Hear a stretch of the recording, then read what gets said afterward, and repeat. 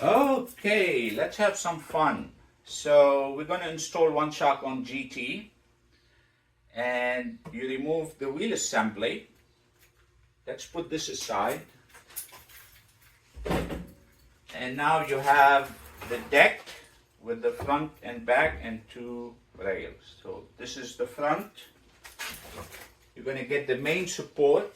You're going to attach it over.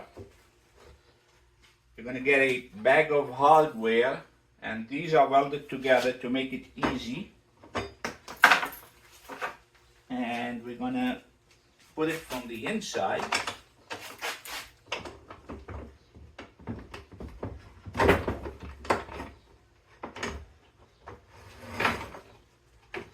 There we go. You're going to put one washer. Second, attach the first one loosely, don't tighten it, just from the outside. Let me do the other one. Okay, so I did the other one also. You want this loose to help with the installation. Okay, let's put this aside. Let's grab the wheel. So here's the wheel. The cable is on the right side at the bottom, because this is the front. We're going to get the swing on. We're going to drop it.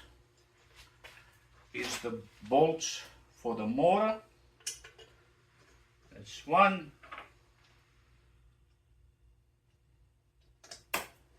That's two.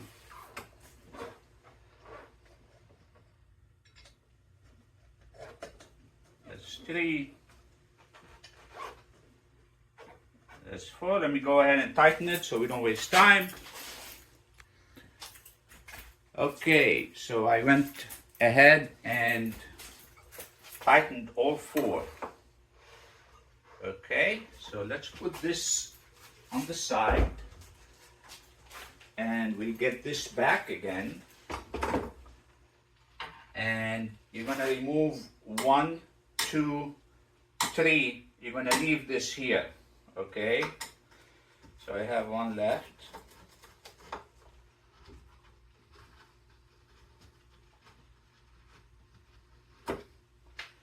Okay, doing this because you want to get the wheel assembly in, and by leaving one here it helps you with the installation. So I'm going to turn it on the side, lift this up a little because we're going to drop it.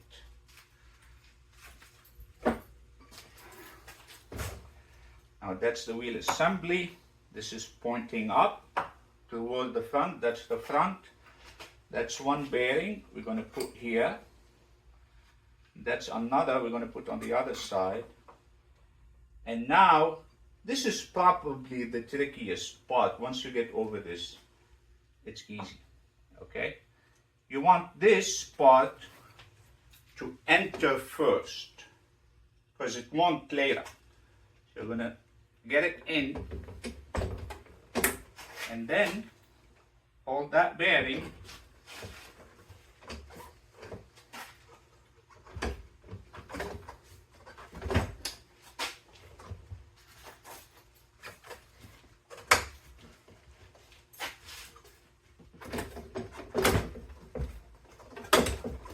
There we go. It's in. You're going to get a nut, and you're going to attach it so it stays there. Also leave it loose. Now you do the same here, same thing. That's probably most of it now. So now we just need to reattach these 3 screws, okay? So here's another one.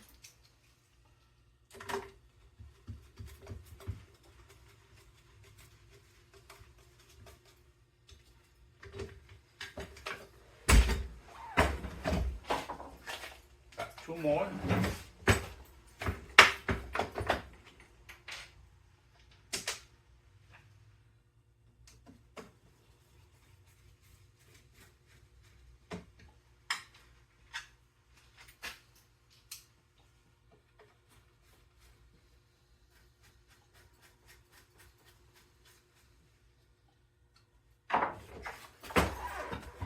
Okay, now you want to make sure these bearings are touching the bottom of the rail on both sides before you tighten these. Let me go ahead and tighten these. Okay, so I tightened all four. Now I'm going to tighten the ones for the bearings. They're going to tighten all the way.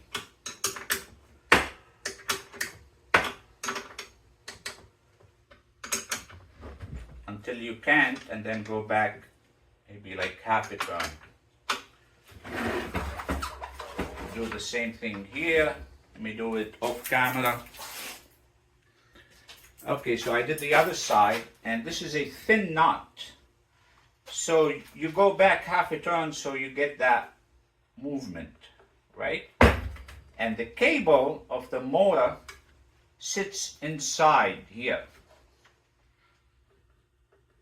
See?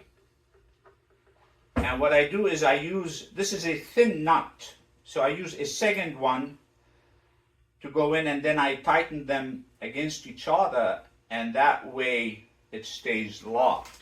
You have to use a thin 3/8, and then you use the other one to tighten it. I'll do that later. Okay, so basically that's 95% of the installation. Once you get to this point, you're done. Let me go ahead and put the front sensor and the delete. Okay, so I put the pads, bumper, fender delete. You cut it in half.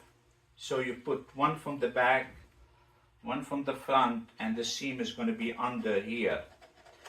And you have to apply a little bit of plastic to clear from the swing arm.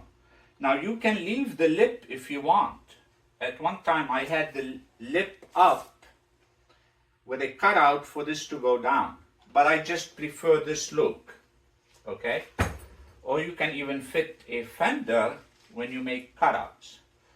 So let's put the shock absorber. And I used to use a D&M. I used to get them from Amazon. It used to be $100, now it's like $140. Sometimes I get lucky with rock shocks on eBay. This is like a $350 shock absorber. I find them for like $90. And the older model I prefer. I don't know, they work better for me. But the newer ones are like $350 and up. They can go up to $600. Anyway, I got lucky with a coil spring from Amazon, and that's going to be included in the kit. So, because I couldn't just include a shock absorber anymore. It takes me a day to build. You know, everything is going out. So let's put this. And this one performs very well, and you always have the option to upgrade. So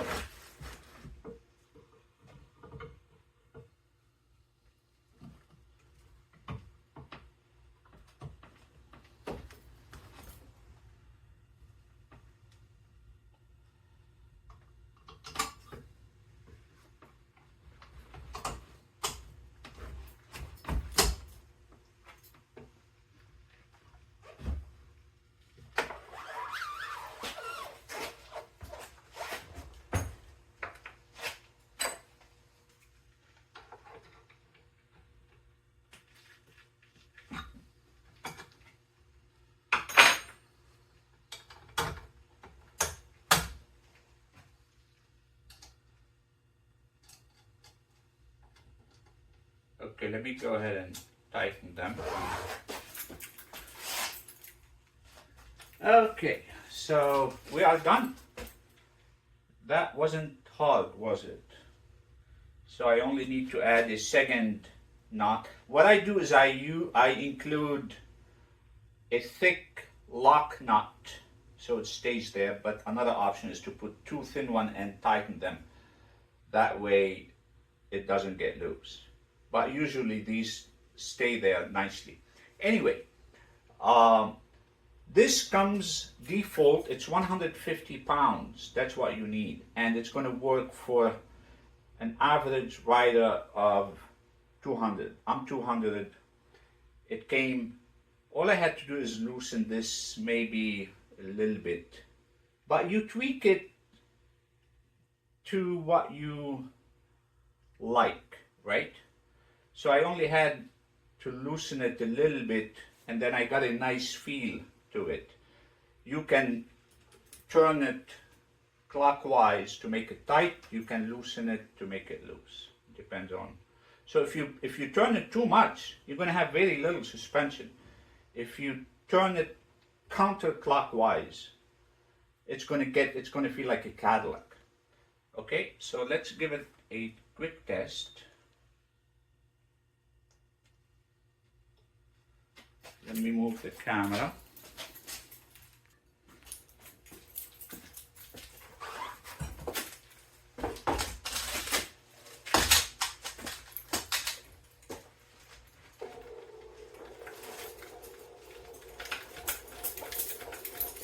That's not bad at all.